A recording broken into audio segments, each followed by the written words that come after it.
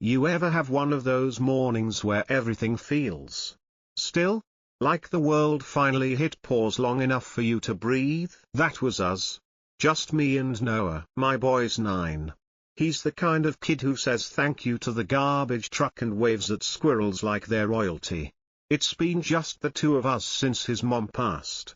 Peace is all I ever wanted for him. We moved to Fairidge Grove because they promised peace.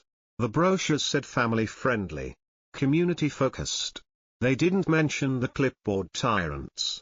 They sure as hell didn't mention the self-declared HOA cops. And they definitely didn't mention what would happen that Saturday morning. Noah was outside at 7:30 sharp, dragging our oversized blue bin to the curb. It was a little ritual of his. Gloves on, trash picker in hand, smile wide like it was a mission. His mom used to say, "Do small things like they matter big." That stuck with him. I was half in, half out of the garage, nursing black coffee while realigning a busted socket wrench. That's when I heard it, his laugh. God. It was pure, sharp, clear.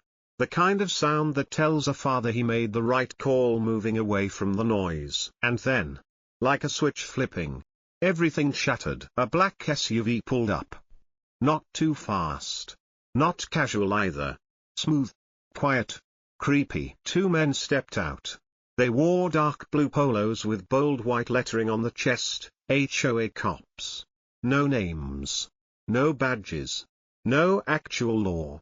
Just intimidation stitched into cotton. One was stocky, bald, chewing gum like it owed him money. The other? Tall, leathery skin, mirrored sunglasses, jaw so tight he probably shaved with a credit card. They didn't say hello. They said, "Unauthorized youth sanitation detected." I blinked. Noah had just dropped a soda can into our bin. He looked up, confused. Not scared. "Sir?" he asked. The short one didn't respond. He didn't ask questions. He shoved my son, hard. Noah toppled backward, hitting the lip of the bin with the back of his head. The whole thing tipped. My boy crashed in like trash. Lid slamming shut. Time stopped. My coffee hit the concrete. So did the wrench. I don't remember running. I just remember landing the first punch. Crack. Stocky's gum flew into the hydrangeas across the street. He collapsed without ceremony. No dramatic fall. Just down. The tall one lunged, radio in hand. I grabbed his shirt midair and slammed him against the side of his own vehicle. His radio skittered away. His breath followed. Karen showed up then. Of course she did. Red blazer, blonde bob, tablet in hand, Bluetooth blinking in her ear like she was calling in a damn airstrike. "Mr. Briggs," she barked. "You are in clear violation of HOA assault policy." I turned to her, chest heaving, fists still curled. "You just shoved my son into a trash bin." She didn't blink. He was disturbing visual harmony. This cleanup behavior is unsanctioned. Article 7b. I didn't let her finish. "You send 2 goons to assault a kid and quote bylaws like it's scripture?" I growled. "You think fake shirts and cargo pants make you a cop?" Her mouth opened. Nothing came out. I pulled Noah from the bin. He was dazed, forehead scraped, but trying not to cry. The kid has heart. More than these HOA clowns ever will. "Dad," he whispered. "What did I do wrong?" I looked up at Karen. "You existed. That's what you did wrong, in her little kingdom." Karen's voice came back sharp. "You'll be hearing from our legal team. HOA enforcement does not tolerate violence." I stepped toward her. "You should be more worried about what I tolerate." She stumbled back. Finally, a crack in her ceramic facade. But it was too late. The neighborhood had heard it, seen it. Some had filmed it. The real fight, it had just begun. By noon, Fairidge Grove was on fire. Not literally, but close enough. Turns out, when you uppercut one of Karen's so-called HOA cops into a bed of begonias and the whole thing gets caught on camera, people pay attention. The video came from Mrs. Martinez's porch cam. It was perfect. Angled just right to capture the shove, the thud, the fists. And, most importantly, the smug horror on Karen Whitmore's face when she realized the tide had turned. The title said it all. HOA Cops assault 9-year-old. Dad goes full MMA. Within hours, it had 500,000 views and counting. Comments poured in like a tsunami of justice. Give that dad a medal. Karen's HOA reign ends today. HOA Cops. More like HOA clowns. But the real storm wasn't online. It was in our mailboxes. Our inboxes. Our DMs. Because the video had broken something, not just silence, but fear. People who'd kept their heads down for years suddenly started standing up. And what they brought to light. Let's just say Karen wasn't just handing out lawn citations. She was running a full-blown operation.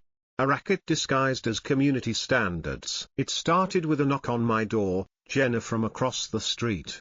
Sweet woman.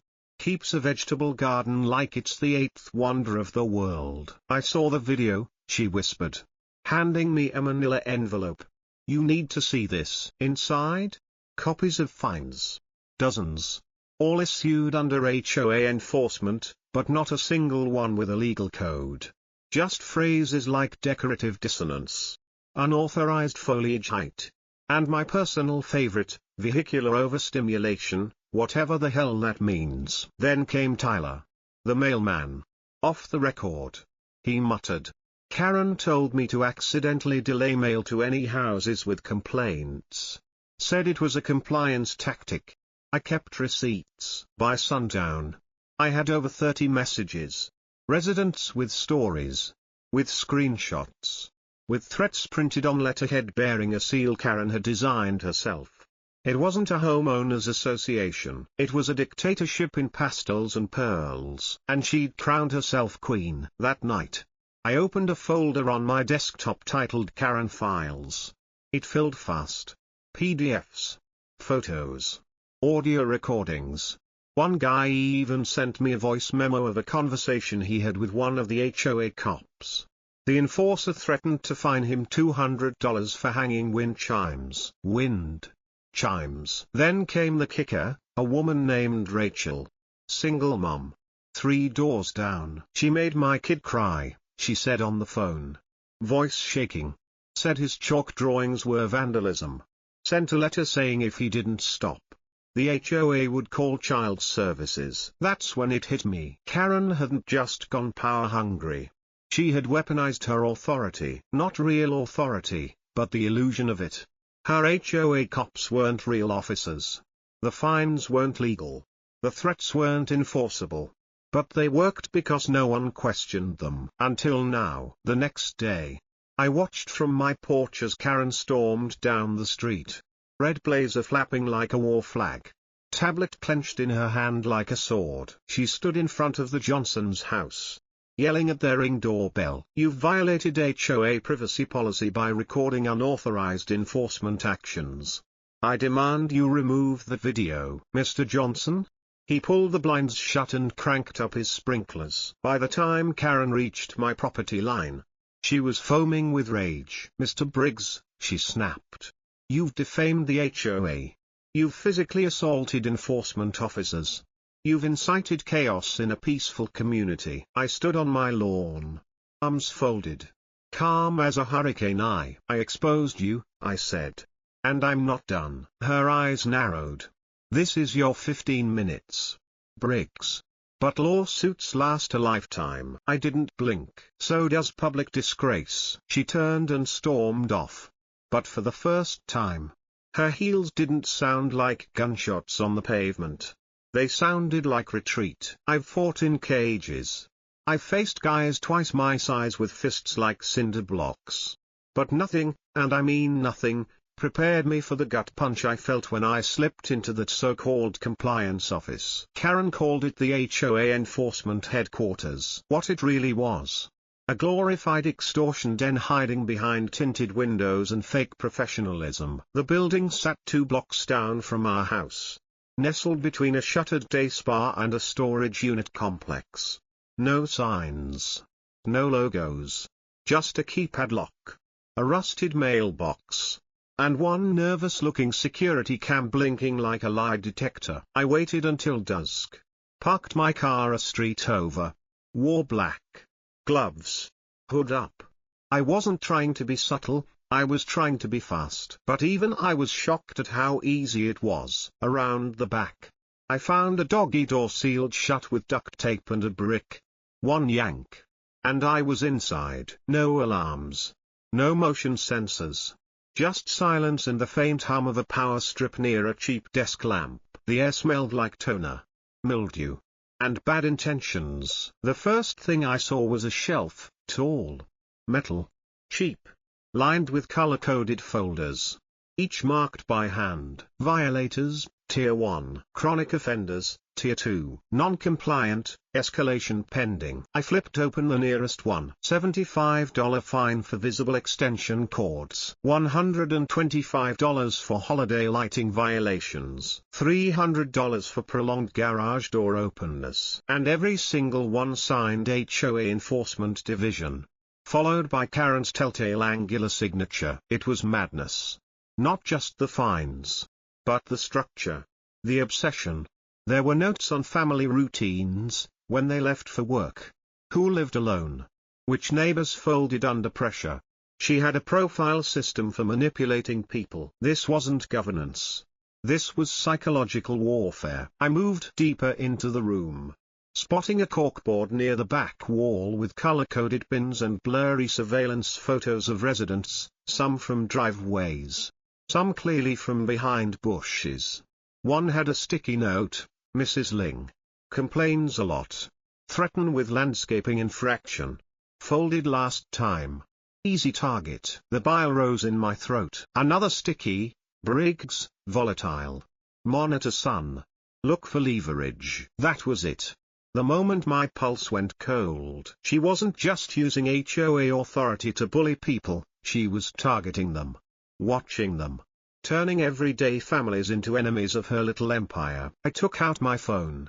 Started snapping everything. Screenshots. Folders. A paper trail so thick even the laziest prosecutor couldn't ignore it. On the desk, I found a cheap laptop left open. No password. Karen. You arrogant witch. The screen was loaded with spreadsheets, names, dates, amounts. Over $30,000 in payments logged to a PayPal account labeled FG Compliance Portal. No IN. No tax documents. No legal status. Just a link.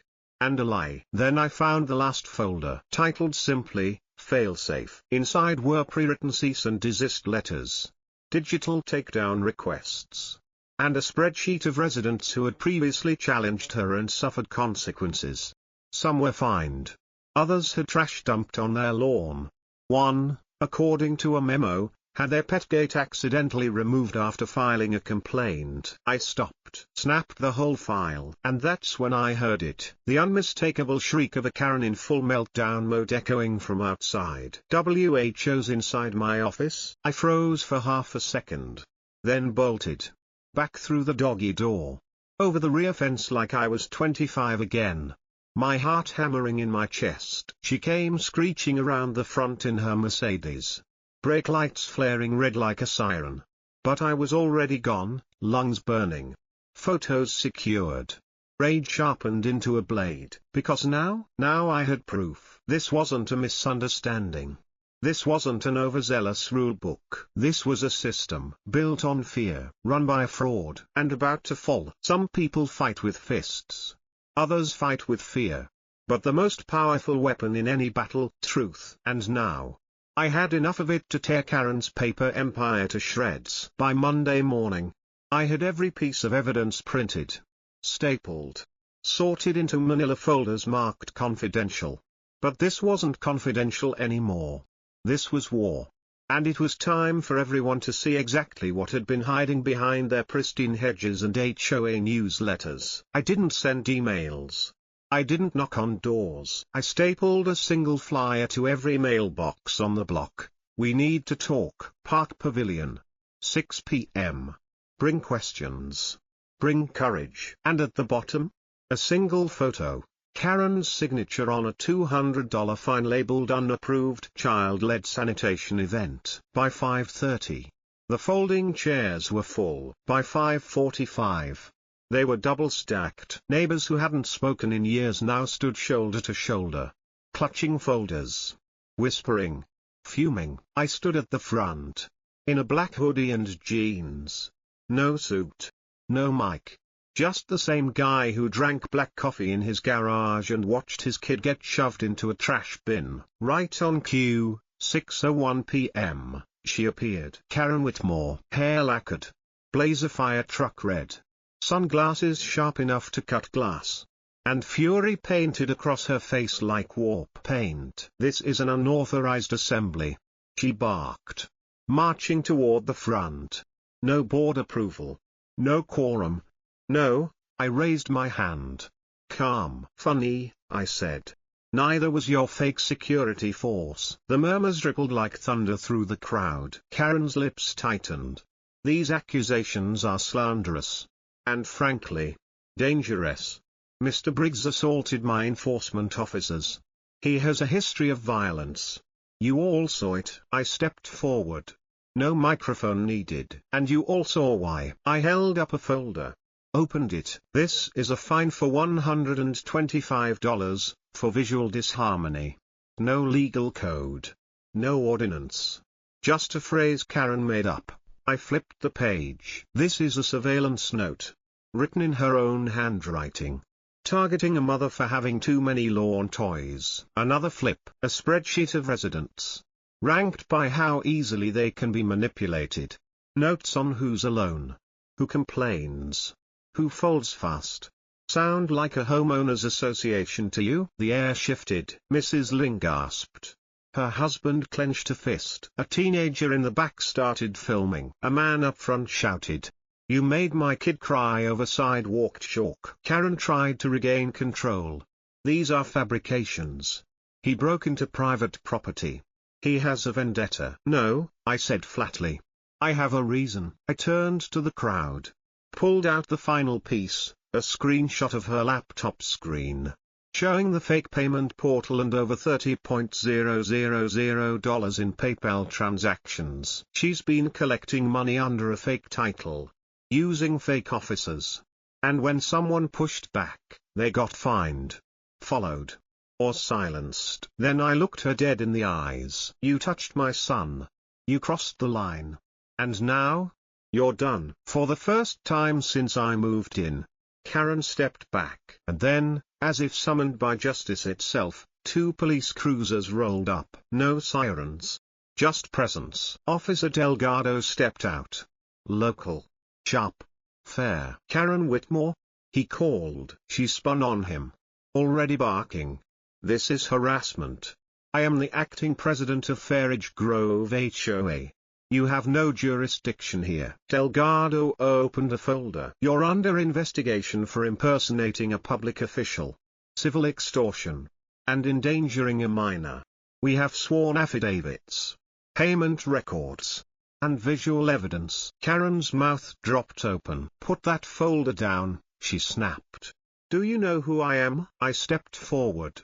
Calm. Steady. "Yeah," I said.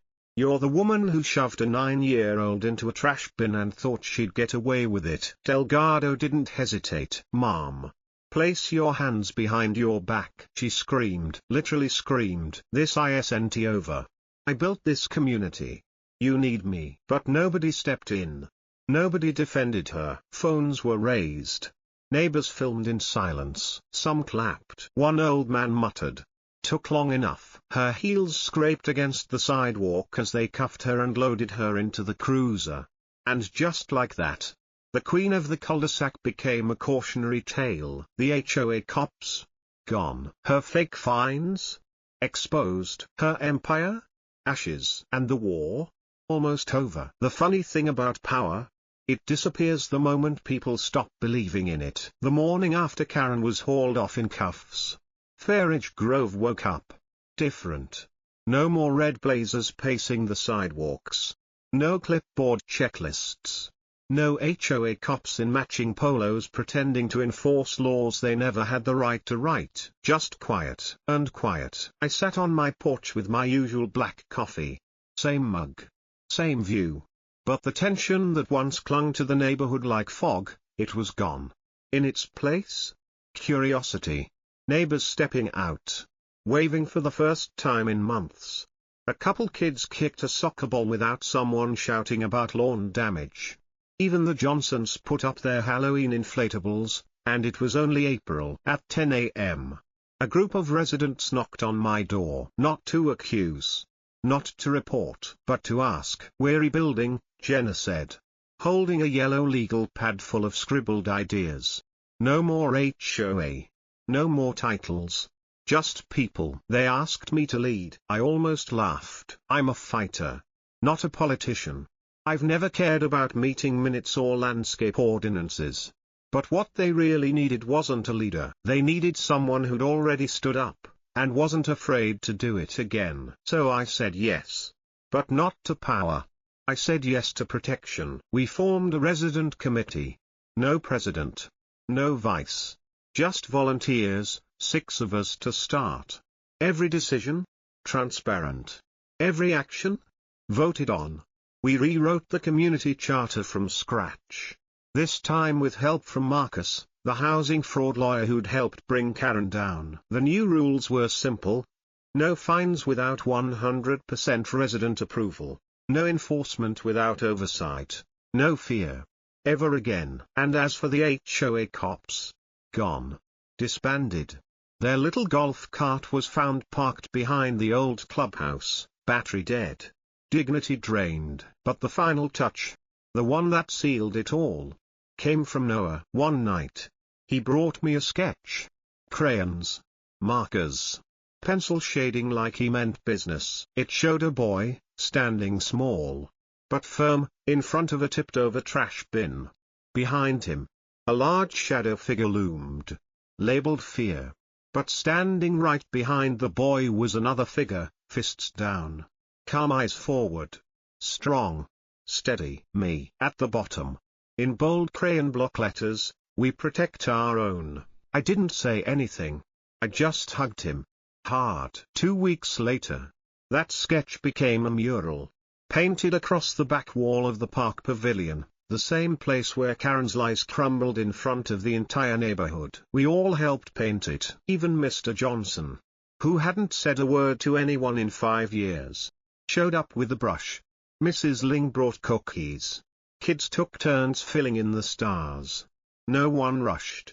No one barked orders. It wasn't perfect. It was us. And when we stepped back to look at it, really look at it, we saw something we hadn't seen in a long time. Community. That mural wasn't just art. It was a reminder. A promise. A line in the sand that no Karen, no HOA cops, no phony badge would ever cross again. We'd built something better than an association. We built trust. And me? I wasn't just the guy who threw punches anymore. I was a father. A neighbor. A man who learned the hard way that peace doesn't come from rules. It comes from people who care enough to stand up when others stay silent. Fairidge Grove didn't just survive Karen, we outgrew her. So now, when people ask about that viral video, the one with the fists in the trash bin and the downfall of the HOA queen, I tell them the truth. That was just the beginning. The real story, it's what we built after.